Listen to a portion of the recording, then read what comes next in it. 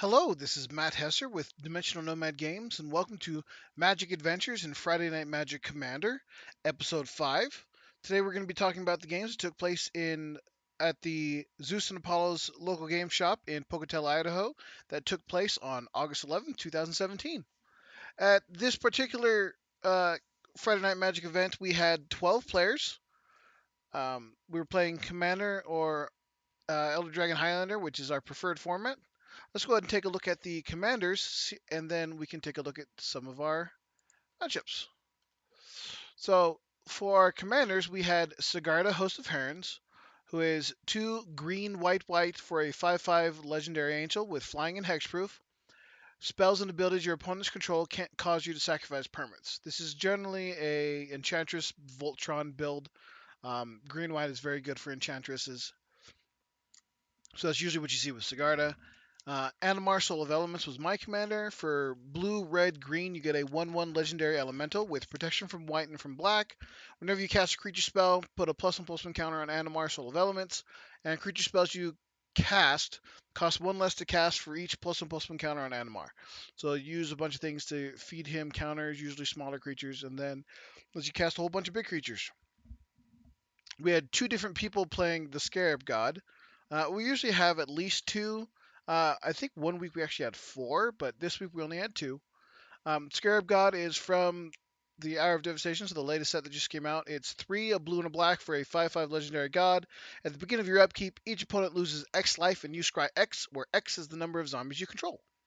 And then for 2, a blue and a black, you exile target creature card from a graveyard, and you create a token that's a copy of it, except that it's a 4/4 black zombie.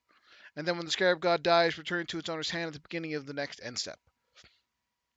Then we had a Fenix God of Deception deck. 3, a blue and a black for a 4/7 legendary enchantment god with indestructible. As long as your devotion to blue and black is less than 7, Fenix isn't a creature, and then creatures you control all have tap.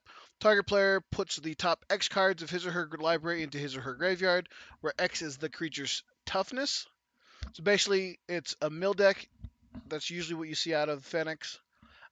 Titania, Protector of Argoth, is 3 green green for a 5/3 legendary elemental. Um, with When Titania, Protector of Argoth, enters the battlefield, return target land card from your graveyard to the battlefield, and whenever a land you control is put into the graveyard from the battlefield, create a 5/3 green elemental creature token. Usually a lot of ramp, fetch lands, things like Evolving Wilds. Crucible of Worlds is really good in this because you're usually cycling your lands a lot. Then we had Yidris Maelstrom Wielder, blue, black, red, green for a 5/4 legendary creature ogre wizard with trample. And whenever Yidris deals combat damage to a player, as you cast spells from your hand this turn, they gain Cascade. And Cascade is when you cast a spell, reveal the top cards of your library to reveal a card with um, converted mana cost 1 or at least 1 less than the spell, and you may choose to cast that card. Otherwise, put the rest of them on the bottom of your deck. Usually, it's Voltron-ish ways to make them unblockable, get them in, deal combat damage, and you play a bunch of big spells to ramp into other spells. Yasan the Wandering Bard, 2 and a green for a 2/3 legendary human rogue. 2 and a green, tap, put a verse counter on Yasan the Wandering Bard. Search your library for a creature card with converted mana cost equal to the number of verse counters on Yasan, and then put it onto the battlefield and shuffle your library. Usually combo centric, trying to get lots of cards into play for free. Gisela, Blade of Gold Knight, 4, a red and 2 white for a 5/5 legendary angel with flying and first strike. Then if a source would deal damage to an opponent or a permanent an opponent controls, the source would deals double that damage to that player or permanent instead, and if a source would deal damage to you or a permanent you control, prevent half that damage rounded up. So it's pretty nice. There's a couple of different ways to make it. You usually ramp into her and then punishment, or you can just do a standard Boros deck as well. Then we had Marath, Will of the Wild, red, green, white for a 0/0 legendary elemental beast. When it enters the battlefield, it enters the battlefield with +1/+1 counters onto it, equal to the amount of mana you spent onto it, and then pay X, remove X +1/+1 counters from it to put X +1/+1 counters to target creature, or deal X damage to target creature or player, or put and XX green. Ooh, excuse me. Green elemental creature token onto the battlefield. And what's nice is every time it dies, the commander tax counts towards the amount of mana you spent to play it, so it gets bigger every time it dies. Usually it's a token build, plus one counter build. Lots of different ways you can play with it. Red, green, white is a fun color combination. Then we had Alicia, who smiles to death, 2 in a red for a 3/2 legendary human warrior with first strike. And whenever Alicia, who smiles to death, attacks, you may pay 2 hybrid black white. If you do, return target creature card with power 2 or less from your graveyard to the battlefield tapped and attacking. Usually graveyard recursion, things like that. I have yet to actually play against the person who has this, so I'm not sure how they're building their deck. But hopefully one of these games I'll get to play against them. And then Terrio, Reckoner of Souls, 4 white, black, red for a 4/7 legendary angel with flying and vigilance. And tap, choose a creature card at random from target opponent's graveyard. Put that card onto the battlefield under your control. So it's usually some kind of combination of creature destruction, mill, haste. Um, Again, I haven't really gotten a chance to see how the player plays this, but hopefully I can get some more information out of that. All right, so those are the 12 commanders we had for this game. Let's go ahead and take a look at the first pod. As always, give me your best guess as who you think won each of the pods, and then at the end of each game, I'll go ahead and tell you who won. All right, so let's go ahead and look at the pods. We have Sigarda versus Animar versus the Scarab God. We had Phoenix versus Titania versus the Scarab God. Yidjus versus Yasan versus Gisela. And then we had Marath versus Alicia versus Terrio. So as I said earlier, I'm playing Animar, so I'm in the first pod. So let's go ahead and take a look at that game. So turn one's pretty standard. Played a forest, played a Birds of Paradise. Everyone else just played a land. Um, Turn two, we get to see Animar hit the play. Um, the Sigarda player dropped a bounce land, unfortunately. So he ended up with too many cards in hand. He had to end up pitching Three Dreams. Now, Three Dreams is a great card in an enchantment build. It's 4 and a white for a sorcery. This is search your library for up to 3 aura cards with different names, reveal them and put them into your hand, then shuffle your library. I actually used to run this in my Captain Sisay deck back when I had a enchantment sub theme, but I don't run that anymore. It's a lot more tuned now. But anyway, I felt really bad because turn two bounce line with nothing else to do and you pitching a card, that's rough. Especially since it's turn two and I've got Animar in the field. All right, so and then our Scarab God players just playing a land. So pretty early game, pretty standard for Animar. Get him out early, get him out hard. Rattleclaw Mystic, very basic. It's a 1 and a green for a 2/1 human shaman. Oh, the picture makes me think it's a bug or something. Anyway, it taps to add either green, blue, or red to your mana pool. It also has morph, so you can play it face down if you want. It only costs 2 to unmorph it, so to flip it back face up, and then when it flips, you get 1 of each of those mana. So it's 2 to flip, so you end up with an extra mana.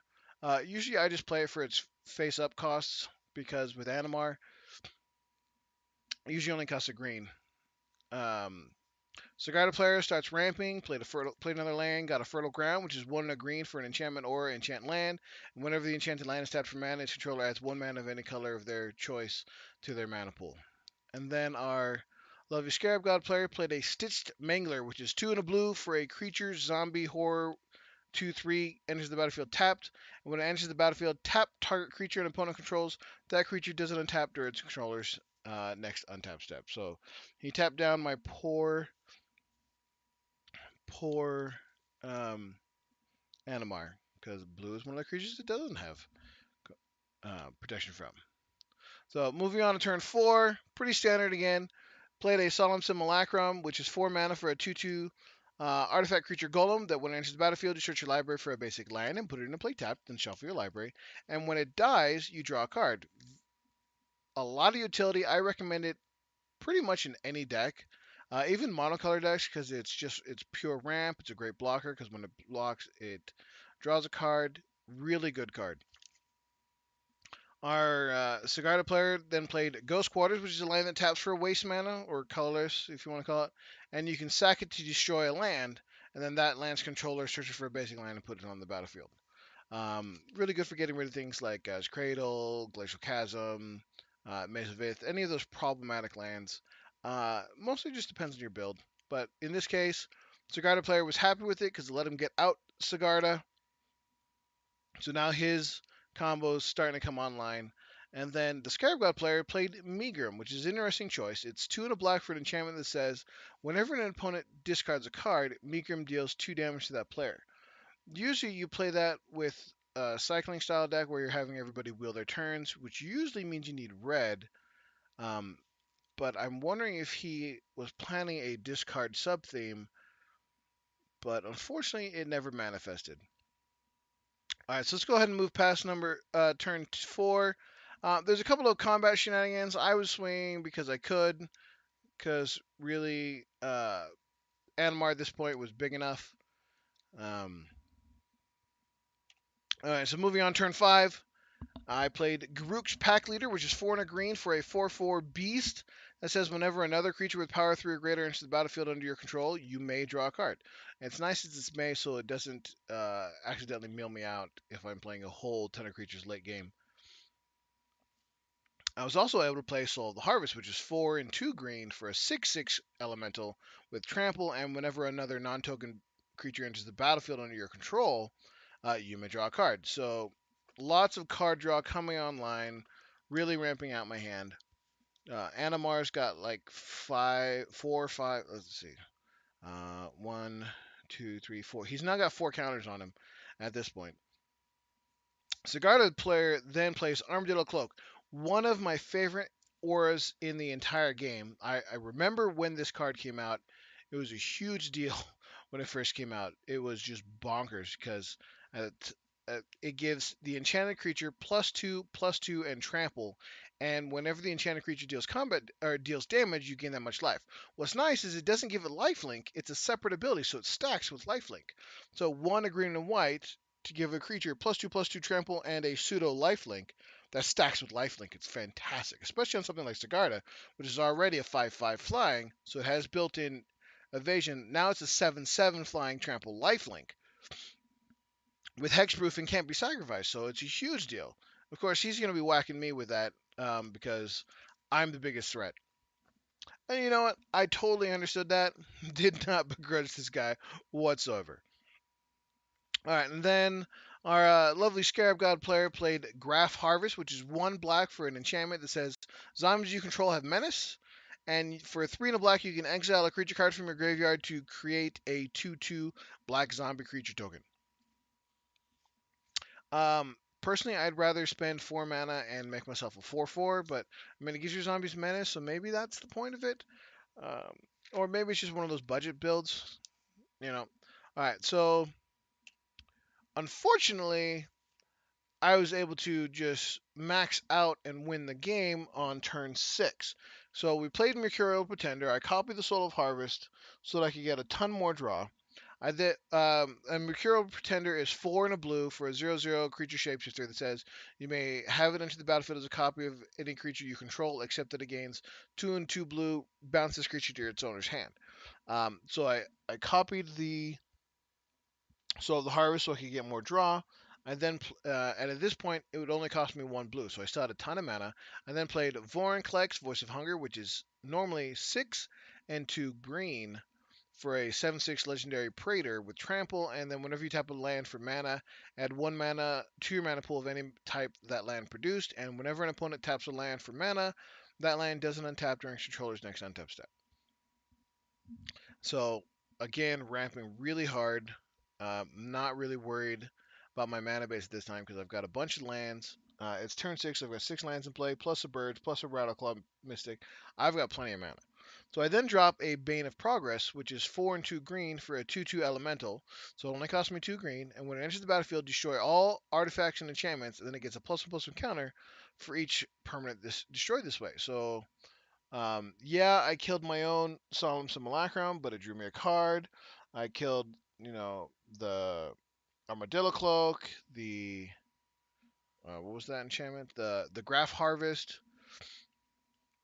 So it got a few counters on it. Then I played Thunderfoot Baloth, which is 4 and 2 green. So again, only costing me 2 green for a 5/5 beast with trample and lieutenant. So as long as you control your commander, Thunderfoot Baloth gets +2/+2, and other creatures you control get +2/+2 and have trample. So it's immediately buffing all of my creatures. I then played Sandstone Oracle, which is normally 7 mana for a 4/4 artifact creature Sphinx with flying. But at this point, it was free for me. So and when it enters the battlefield, choose an opponent. If that player has more cards in hand than you, draw cards equal to the difference. So at this point, I only had like 1 or 2 cards in hand. Somebody else had 7, so I drew back up to 7 cards. Next, I had Void Winnower. Now, Void Winnower is normally 9, but again, with Animar, it cost me, it was actually free at this point.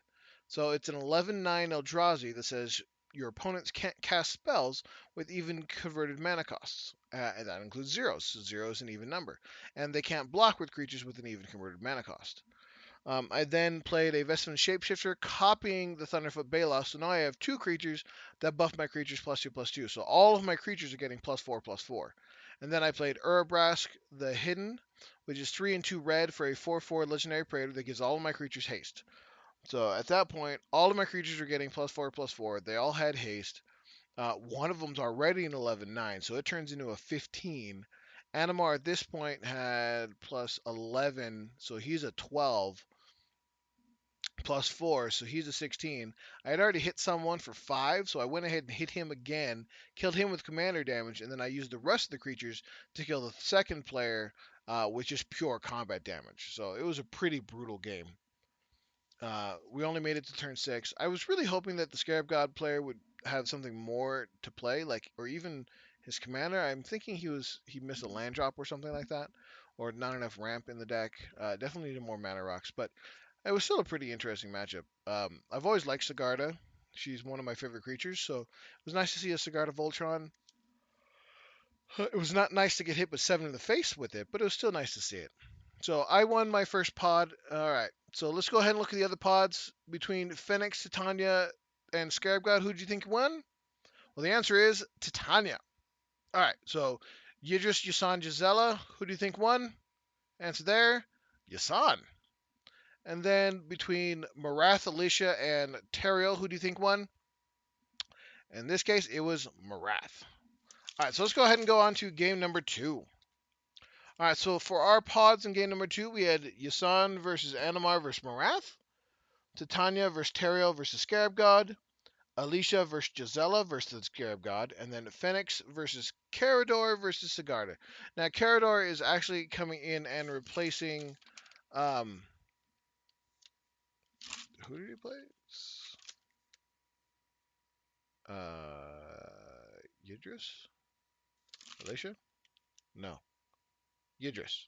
Yeah, our Yidris player unfortunately had to step out, so Carador went ahead and stepped in to take over for him. So keep those pods in mind, and then at the end of the game, we will talk about who won each pod.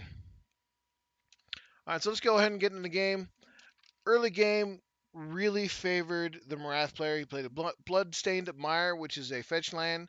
It is tap, pay 1 life, sacrifice it, search your library for a swamp or a mountain, and put it on the battlefield. The nice thing is it doesn't say basic, so you can go get dual lands or shock lands. It also doesn't put them into play tap, so it's really nice. He went ahead and used it to get Sacred Foundry, which counts as both a mountain and a plains. Normally, it's called a shock land because if you want to enter untapped, it costs 2 life. Otherwise, it comes into play tapped. And then he used it to play a Skull Clamp, which is 1 mana for an artifact equipment. Equipped creatures +1/-1. And whenever the equipped creature dies, you draw 2 cards, and it only equips for 1. It's great with token builds or anything where you sack a lot or things like that. So with something like Marath, you can pay 1 to remove a +1/+1 counter on it, make a 1/1 token, pay 1 to sack that token to equip the Soul Clamp, kills the token, and then you draw 2 cards. So effectively, for 2 mana, you draw 2 cards.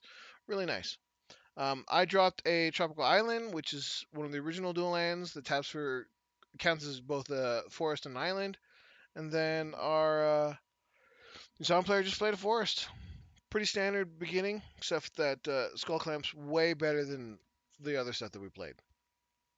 All right, so our Marath player continues to ramp out. He played a Secure Tri-Belter, which is 1 and a green for a 1/1 Snake Shaman. And you can sacrifice a search your library for a basic land and put it into play tapped. And then our Yusan player played a Priest of Titania, which is 1 and a green for a 1/1 Elf Druid that taps for 1 green for each elf on the field.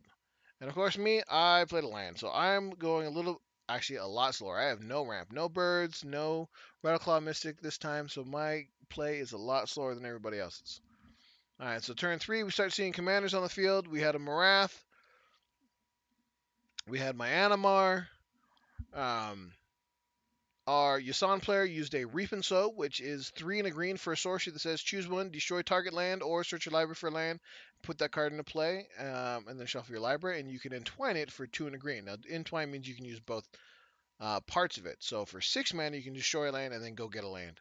In this case, he went ahead and got Gaia's Cradle, which is a legendary land that taps for a green for each creature you control. So he's ramping pretty hard at this point. Yeah, and then so we moved on to turn 4. Marath player, he starts swinging. He makes a token. He kills the Priest of Titania by removing counter off of the Marath. He clamps one of the tokens to draw more cards. He plays a Scavenging Ooze, which is 1 and a green for a 2/2 creature ooze. That is 1 green, exile target card from a graveyard. And if it was a creature card, you put a +1/+1 counter on Scavenging Ooze, and you gain a life. I love this card.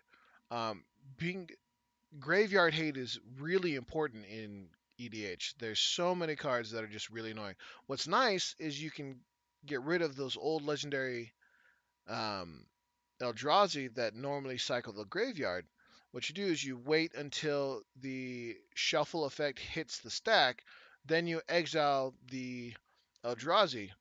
They still get the shuffle, they just lose the Eldrazi. And then our Yasan player played a Scroll Rack, which is 2 mana for an artifact that is 1 and tap, exile any number of cards from your hand face down. Then put that many cards from the top of your library into your hand. Then look at the exiled cards and put them back on top of your library in any order. Basically, you could take your hand, set it aside, draw a new amount of cards, and then put your old hand on top in any order. It's really good for Yusan because Yusan's all about playing cards for free out of your deck. So if there's something in your hand that you wanted to play for free off of his ability, you just put it back on top to draw a new hand. Or if you've got ways to shuffle away a hand that's really bad, it's really good for cycling your hand. Really great card. Unfortunately, I got nothing. So Hanamar's kind of just stewing. Just kind of sitting there. All right, so now we're moving on to turn 5. Our Marath player continues to ramp pretty hard. He played a Green Sun Zenith for 4, which is, so it's X and green, so in this case X is 4. For sorcery, search your library for a green creature card with converted mana cost X or less, put it onto the battlefield, then shuffle your library. Then shuffle Green Sun Zenith into its owner's library. The creature he got was Oracle of Moldiah, which is 3 and a green, so 4 CMC. For a 2/2 Elf Shaman that lets you play additional lands each turn, and you play with the top card of your library revealed, and if it's a land, you can play it. So really good for ramping. The Yasan player also continued to ramp. He played a Wild Growth, which is 1 green for an enchantment that goes in a land, and when that land taps for mana, it taps for an additional green. And then he played an Arbor Elf, which is 1 green for a 1/1 Elf Druid that taps to untap target forest. He then played a 1,000-Year Elixir, which is 3 for an artifact that says you may activate abilities of creatures you control as though those creatures had haste. And then 1 tap to untap target creature. So it's kind of a pseudo haste, but only for abilities for your creatures. Really good. If you're all about activated tap abilities, uh, definitely recommend that for your if you're built around that kind of effect. Like Captain Sisay loves it, Yasan loves it, lots of decks love it. And then, of course, he played Harrow, which is 2 and a green for an instant that says, as an additional cost to cast Harrow, sacrifice a land. Then you search your library for up to 2 basic land cards and put them onto the battlefield. Then shuffle your library. What's nice is none of the lands have to be tapped. So the land you sacrifice doesn't need to be untapped, and the lands you get come into play untapped. So it's really good because you can use the mana, sack the tapped land, and get 2 untapped lands. It's really good for thinning out your deck and just ramping in general. He also played a Cryptolith Rite. which is 1 and a green for an enchantment. It says all of your creatures are birds of paradise, so they all tap for any color. And of course, I'm sitting there on turn 5, still not doing anything with my poor Animar. I think at this point, like, my mana base was just wrong, or there was something else going on. I don't remember. But either way, I'm just sitting there twiddling my thumbs with just Animar in play. So now we're moving on to turn 6, and of course, both of the other players, except for Animar, have been ramping pretty hard. So our Morath player plays Elish Norn Grand Cenobite, which is 5 white for a 4/7 legendary Praetor with Vigilance. Other creatures you control get +2/+2, and creatures your opponents control get -2/-2. Basically, this says I don't play Animar, because even though Animar has protection from white, he gets shrunk down from a 1/1 to a 0/0. So this just nukes my Animar deck. So I just get to sit there and do nothing. So he then uses the Scavenging Ooze to eat the Priest of Satania that he'd killed earlier, and he starts swinging at the Yasan player. Yasan player then plays Yasan, who happens to be a 2/3, so he turns into a 0/1 at this point. He then played Seedborn Muse, which is awesome. It's a 3 and 2 green for a 2/4 spirit that untaps all permanents you control during each other player's untap step. So with the 1,000 Year Elixir, it lets him use Yasan that turn, and Seedborn Muse lets him use Yasan twice a turn between the 1,000 Year Elixir and the amount of mana. So really nice. So he ends up getting on my turn and on his turn, he ramps up because he puts 1 counter, chooses to find nothing, 2 counters, chooses to find nothing, 3 counters. He floats a bunch of mana, decides to play Omnath Locus of Rage, which is 2 and a green. So at this point, it's 3 counters, so 2 and a green for a 1/1 legendary creature elemental that says green mana doesn't empty from your mana pool as steps and phases in, and he is +1/+1 for each green mana in your pool. So he just floats a bunch of mana to make sure that Omnath survives Elish Norn's neg effect. He then goes and gets, with his 4th ability, Vizier of the Menagerie, which is 3 and a green, so now this is his 4th counter on Yasan, for a 3/4, so it survives Elish Norn. Naga Cleric, which lets you look at the top of the card of your library, and if it's a creature, you can cast it, and you can use your mana in any color to cast those spells. Not that it matters because he's playing mono green, but it's still a thing. So now we move on to turn 7. He decides to swing. Marath player swings everything at me, which is 9 damage at this point, because he then plays Wrath of God, which is 2 and 2 white for a sorcery that says destroy all creatures, they can't be regenerated. Now I'm super excited because that means Elish Norn's off the field. I can finally play my commander. I've got cards in hand. It means I can start moving around and getting things done. But no, his next card is Karmic Guide, which is 3 and 2 white for a 2/2 creature angel spirit with flying and protection from black. Echo, which means you have to pay the mana cost again. None of that's important, except for the part where it says, when Karmic Guide enters the battlefield, return target creature card from your graveyard to the battlefield. So he kills his Elish Norn and then immediately gets it back. So nope, no Animar for me. So I'm just sitting staring at this board state going, God damn it. But it's all right. So it happens. It's all about being prepared. So the Yasan player replays Yasan. He then plays Quest for Renewal, which is 1 and a green for an enchantment that says, whenever a creature you control becomes tapped, you may put a quest counter on Quest for Renewal. And as long as there are 4 or more quest counters on Quest for Renewal, untap all creatures you control during each other player's untap steps. So he lost his Seedborn Muse, which untapped everything, but he got a quest enchantment, which will then become like half of a Seedborn Muse, because at least it untaps all your creatures. So at this point, it's just Jason, but he's going to build up because that's what that deck does. So I then played Garruk, Collar of Beast, which is 4 and a green, 4 green for a 4 loyalty Garruk with 3 abilities. +1 is reveal the top 5 cards of your library. Put all creature cards revealed this way into your hand and the rest on the bottom of your library in any order. -3 is you may put a green creature card from your hand onto the battlefield, and -9 is you get an emblem that whenever you cast a creature spell, search your library for a creature and put it onto the battlefield. Then shuffle your library. Now, the 2 cards that I revealed were Gigantoplasm and Arcanus the Omnipotent. Now, Gigantoplasm is 3 and a blue for a 0/0 shapeshifter. It comes into play as a copy of any creature on the battlefield, except it gains X. This creature's base power and toughness is XX. So if you've got a bunch of mana, it can really make something huge. Then Arcanus the Omnipotent is 3 blue, blue, blue for a 3/4 legendary wizard that's tap, draw 3 cards. Now, if I could ever use the damn thing, it'd be great, but that's one of those, like, I was still having mana problems, so not much going on for me. All right, so we moved on to turn 8. Marath still holding a powerful, powerful lead. He plays Rith the Awakener, which is 3 red, green, white for a 6/6 legendary dragon with flying.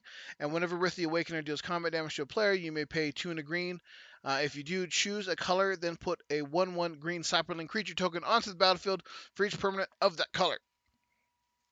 So in this case, all 3 of us are playing some form of green. So when he hits with Rith, eventually he's going to pick green. So he then does Beast Within, which is targeting the 1,000-Year Elixir, so it's 2 and a green for an instant that says destroy target permanent. Its controller gets a 3/3 green beast creature token, one of the best removal cards in green because it's instant speed, target permanent. Yeah, it gets them a token, but how hard is it to deal with the 3/3 beast? Not hard. Um, then I finally decide to actually play a card. I can't play Animar, but I can play the Gigantoplasm I just had. So I decide to copy Elish Norn. So now I have an Elish Norn. He has an Elish Norn. Poor Yusan players get neg 4. Marath and Animar's players are both balancing out. So it means that next turn I can play my Animar. Or so I thought. As we moved on to turn 9, Marath played Sarkhan Vol, which is 2 a red and a green for a 4 loyalty Sarkhan, which is +1. Creatures you control get +1/+1 and gain haste until end of turn. Or -2, gain control of target creature until end of turn. Untap that creature and it gains haste until end of turn. Like, really? I finally get a copy of Elish Norn out to balance and start playing the game, and he gets way to steal it. And then the -6 is make some dragons, 5 dragons, 10 dragons, 20 dragons, doesn't even matter. The point is, he stole my Elish Norn and then let it die because legendary rule means you can't have 2. He then plays his own Cryptolith right. Yusan responds by playing Garruk Primal Hunter, which is 2 green, green, green for a 3 loyalty. Garruk +1 ability is make a 3/3 beast. -3 is draw cards equal to the greatest power among creatures you control, and then -5 is put a 6/6 green creature token onto the battlefield for each land you control. Most importantly, just gave him a blocker. Okay, so at this point, I've lost my Elish Norn. Not much else. I top deck. No. I used my Garruk to draw some more cards, and one of them was Phyrexian Ingester, which is 6 and a blue for a 3/3 beast that says ingest. When Phyrexian Ingester or imprint, when Phyrexian Ingester enters the battlefield, you may exile target non-token creature.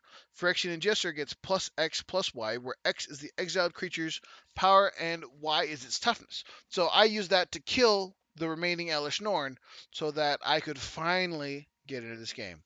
Unfortunately, that wasn't going to last because again, he still has Sarkhan Vol. So next turn, he uses Sarkhan Vol to take my Phyrexian Ingester. So it ingested an Elish Norn. So it's a 7/10 at this point because it got +4/+7. He then plays Gahiji Honored One. So 2 a red, green, and white. Oh, sorry. Last turn he attacked with Rith at the Yusan player, got 7 Saprolinks. So now he has 7 Saprolinks. Gahiji Honored One is 2 a red, a green, and a white for a 4/4 legendary beast that says whenever a creature attacks one of your opponents or a planeswalker an opponent controls, that creature gets +2/+0 until end of turn. So he just got 7/1/1. So when he attacks one of us, either me or the Yusan player, they all get +2/+0. So that's 21 damage just in Saprolinks, not counting the Elish Norn, which is another +2. So it's actually, I said 27 to 21, plus another 14. It's just 35 damage. He then used Recruit of the Guard for 2 and a green, 2 and a white. You get a 1/1 human soldier that says when Recruit of the Guard enters the battlefield, you may search your library for a creature card with toughness 2 or less, reveal it, put it into your hand, then shuffle your library. Creature he got was Sarah Ascendant, which is 1 white for a 1/1 human monk with lifelink, and as long as you have 30 or more life, Sarah Ascendant gets +5/+5 and has flying.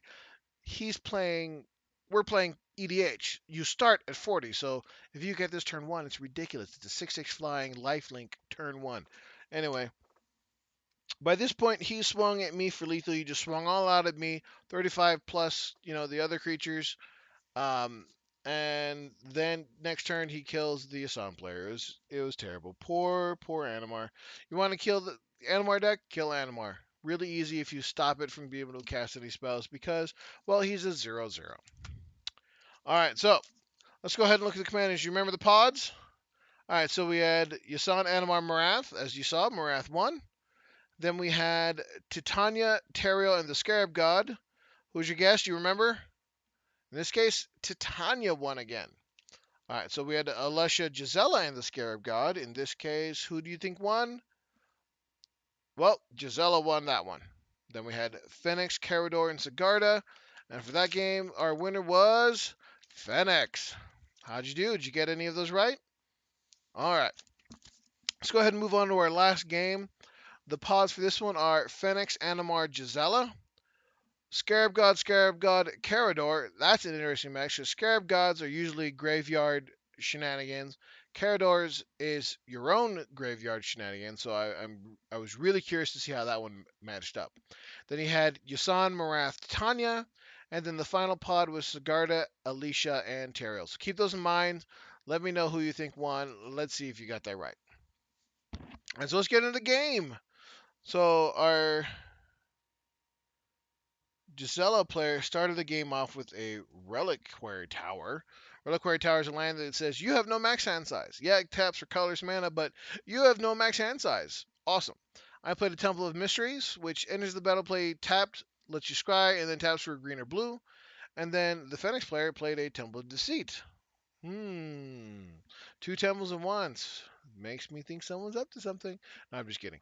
Um, it's basically the same thing, interplay taps, scry one, and then taps for blue or black. Pretty typical opening hand, except that then turn two, the Fenix player decided to play a Howling Mine, which is 2 mana for an artifact that says at the beginning of each player's draw step, if Howling Mine is untapped, that player draws an additional card. So, looks like Fenix was. And like I said, Fenix is generally a mill style deck because it gives all the creatures' ability to tap mill. So I'm guessing Howling Mine is just part of that strategy. Get his more cards into his hand to cast more creatures to mill more, and of course, drawing is a form of mill towards another one. And then I dropped Runetail Kitsune Ascendant. No, Gisela dropped Runetail Kitsune Ascendant, which is 2 and a white for a legendary creature monk. If you have 30 or more life, flip it, and it turns into Runetail's Essence, which is prevent all damage that would be dealt to creatures you control. Once again, this is EDH. You start at 40, so if you can get this before taking damage, it immediately flips. I then played Animar. So interesting. Turn 2 into a turn 3. Also happening on turn 3, I got Mind Sculpted. So Mind Sculpt is 1 and a blue for a sorcery that says target opponent puts the top 7 cards of his or her library into his or her graveyard. Milling doesn't really matter to me with Animar. Yeah, it removes some of my options of what to cast, but generally I draw enough cards, unless you happen to luck out and get all of my draw, which would be really weird. Could happen. In this case, didn't happen. He then also played Elixir of Immortality, which is 1 mana for an artifact that is pay 2 tap, you gain 5 life, shuffle Elixir of Immortality and your graveyard into its owner's library. All right, so moving on to turn 4. Pretty simple turn. I dropped Oracle of Moldiah. As we mentioned before, it lets me play additional lands and lets me play them off the top of my hand, so it's just more rent for me. Our Fenix player played Kefna's Monument, which is 3 mana for a legendary artifact that says blue creature spells you cast cost 1 less to cast, and whenever you cast a creature spell, target creature and opponent controls doesn't untap during its controller's next untap step. So pretty tame turn 4 early game.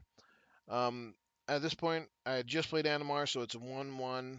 I played Oracle Moldiah, turning Animar into 2-2. I started to swing out. So I'm like, gotta get this damage out there. It's 2 commander damage, but hey, 2 commander damage could be the difference between life and death. So turn 5, again, our Gisela player's not doing a whole lot, just played a land. I played both Thassa and Urabrask. So Thassa, God of the Sea, is 2 and a blue for a 5/5 legendary enchantment creature god with indestructible. And it's not a creature unless you have 5 or more devotion. At the beginning of your upkeep, scry 1. And 1 in a blue, target creature you control can't be blocked this turn. Fantastic card. I then played Urabras the Hidden, which is 3 red for a 4/4 legendary creature Praetor. Creatures you control have haste, and creatures your opponents control enter the battlefield tapped. It's really great for slowing their pace and increasing yours. Global haste is great, and stopping all of their extra blockers, stopping all of their haste effects is great. And then it looks like our Fenix player played a Kraken Hatching, which is 1 blue for a 0/4 Kraken.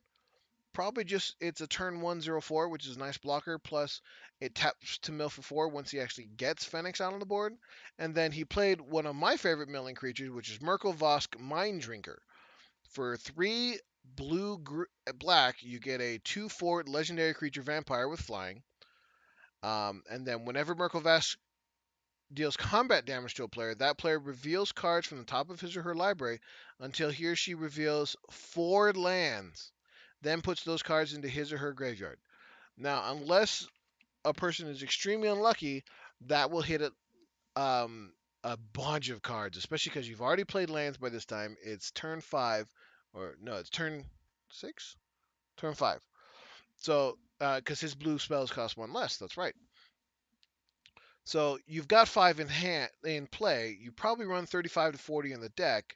You're going to be hitting at least anywhere from 4 to 15 cards trying to hit those 4 lands, especially if you're ramping or it's later game. It's a really good milling guy. Doesn't do a whole lot of damage, but it's really great for milling. All right, so we're moving to turn 4. I had a huge play. Huge. I just dropped 10 creatures into play. So Burner's Tide at this point is free. It's 3 mana for a 2/2 artifact creature elk. That is pay 3, sacrifice it to search your library for 2 basic lands, put them into play tapped, and shuffle your library. Mercurial Pretender, which is 4 and a blue guy I mentioned earlier. I used him to copy my Burner's Tide. Thunderfoot Baloth again. I then also cast Oblivion Sower for free, which is 6 mana for a 5/8 Eldrazi. When you cast Oblivion Sower, target opponent exiles the top 4 cards of his or her library. Then you put any number of land cards that player owns from exile onto the battlefield under your control. What's nice is it doesn't have to be cards that were exiled with Oblivion Sower. So let's say they had a bunch of fetch lands and you did Tormod's Crypt or Bojuka Bog or somehow got all the cards in their graveyard exiled from the game.